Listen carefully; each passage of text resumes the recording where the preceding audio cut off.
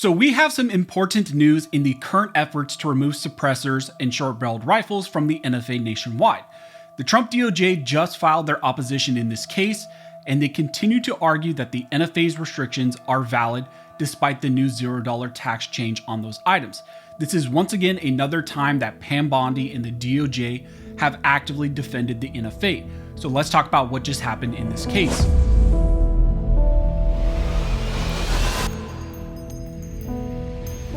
Now, before we jump into this video, I want to thank the sponsor of this video, which is Silent.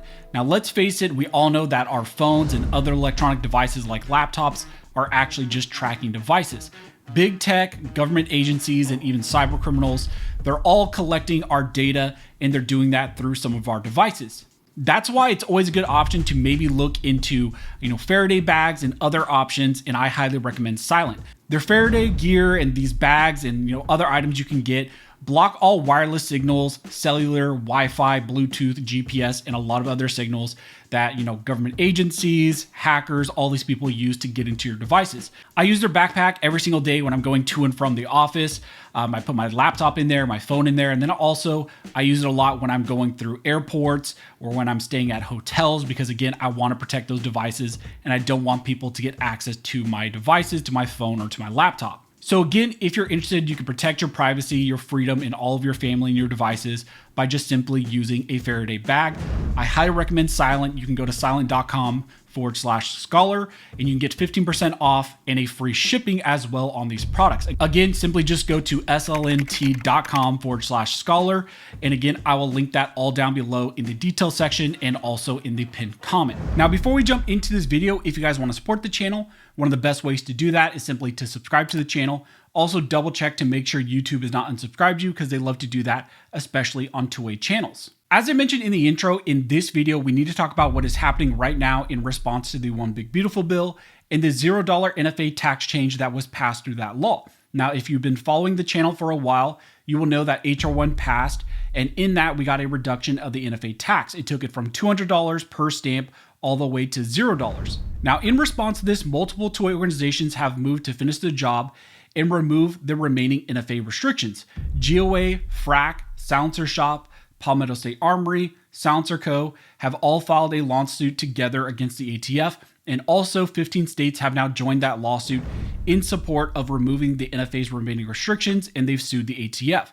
Now, those states that also jumped into this case are Texas, Alaska, Georgia, Idaho, Indiana, Kansas, Louisiana, Montana, North Dakota, Oklahoma, South Carolina, South Dakota, Utah, West Virginia, and Wyoming, and there potentially will be more that also join this lawsuit. This coalition of 2A organizations and states have moved to end this lawsuit and the NFA immediately with a motion for summary judgment. Now, we were waiting to see how Pam Bondi and the Trump DOJ would actually respond to this case, and now we have our answer.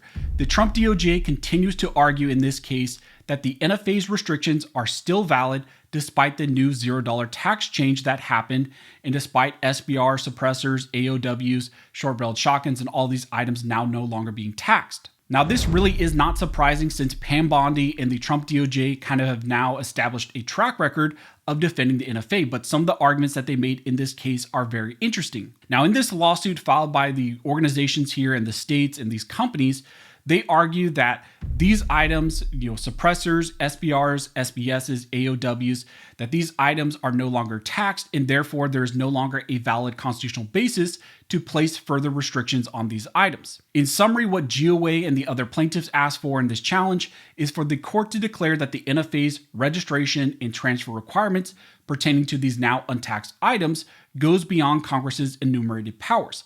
Now, in this lawsuit, GOA and the organizations argue that the challenge provisions not only exceed Congress's enumerated powers, they also infringe on Americans' enumerated rights. The Second Amendment protects the right of the people to keep and bear arms. The firearms at issue here undeniably are arms under the term's plain meaning. Under Bruin, that means that the NFA's regulations are presumptively unconstitutional, and the federal government bears the burden of proving the constitutionality of its actions. So that's what this lawsuit aims to do in response to the new NFA tax change. They're challenging it based on, there being a violation and no congressional powers that align with the NFA now, and that also just this outright violates the Second Amendment. And recently, the plaintiffs filed a motion for summary judgment to end the case sooner rather than later. Now, what that means is that both sides are seeking to end this dispute sooner rather than later without going to a full trial. However, the ATF and the Trump DOJ are continuing to defend the NFA.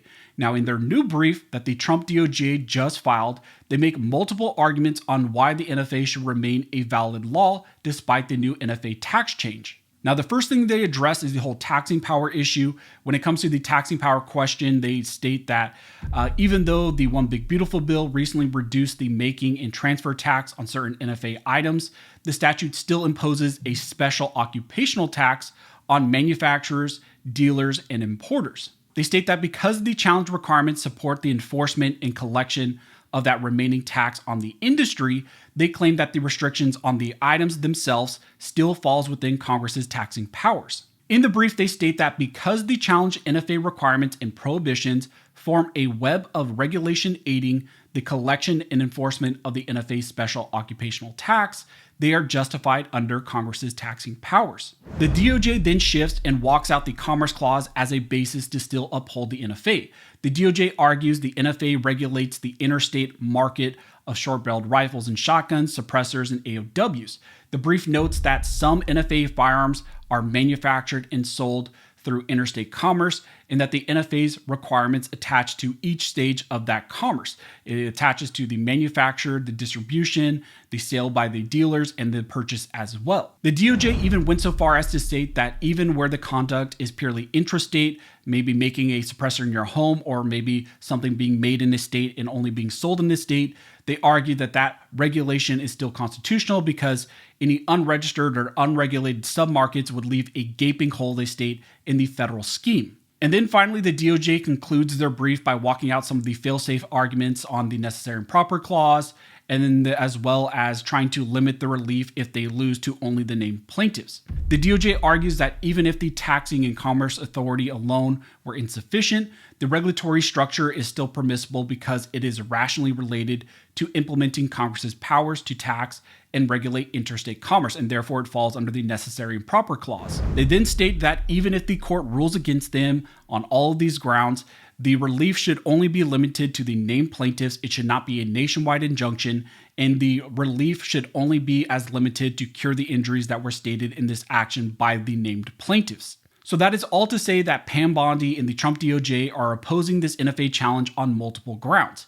They claim that it still does align with Congress's taxing powers, that it is consistent with the Commerce Clause, and also that it does not violate the Second Amendment. Now, when it comes to the Second Amendment, the DOJ argues that the Supreme Court made clear in U.S. versus Miller, and then also D.C. versus Heller, that the Second Amendment does not guarantee the right to possess short-barreled shotguns, a holding that applies equally to short-barreled rifles and at least some AOWs. The government argues that because these items were dangerous and unusual and historically restricted, they fall outside the Second Amendment's protections. Now, when it comes also to suppressors, because they had to address suppressors a little bit different based on some of the arguments that the Trump DOJ recently made in some suppressor cases like Peterson, the Trump DOJ tries to rely on what the Fifth Circuit said in that ruling in Peterson. In that case, the Trump DOJ admitted to the court, and the court had to kind of take that concession and agree in the case that suppressors are protected arms under the Second Amendment. But the court ultimately found that under Bruin, the NFA's restrictions operate as a presumptively lawful shall issue scheme, which is allowed under Bruin. In this NFA challenge here, in this response, the Trump DOJ walks out that ruling as a defense for why suppressor restrictions should remain despite the fact that there is now a $0 tax. They argue that these are dangerous and unusual items, even though maybe they're protected arms, they can still be restricted, and the NFA operates as a shall issue permit. So there are currently a lot of moving parts when it comes to the NFA and these various battles. Multiple lawsuits have been launched and filed. And unfortunately, now we have the answer that the Trump DOJ will continue to defend the NFA even in these $0 tax cases that are a direct response to what happened in the One Big Beautiful Bill. So that's what's currently going on in this critical NFA challenge, which is trying to build off of that $0 tax change. I'm sure the DOJ will get a lot of flack because of these arguments, as they should, because of course you cannot claim to be the most pro-2A administration that ever existed and then make these types of arguments against the Second Amendment and defending the NFA. So that's what's currently happening. As we get more information, as this unravels more, I will let you guys know. If you like this video and you would like to support the channel, one of the best ways to do that is simply to like, comment, and subscribe. All those things help to fuel the algorithm. And then also you can check out one of these 2 videos here on the screen that the YouTube algorithm thinks that you will find helpful. But as always, thank you guys so much for all of your support. And never forget, this nation was built by armed scholars, and this nation will be maintained by armed scholars.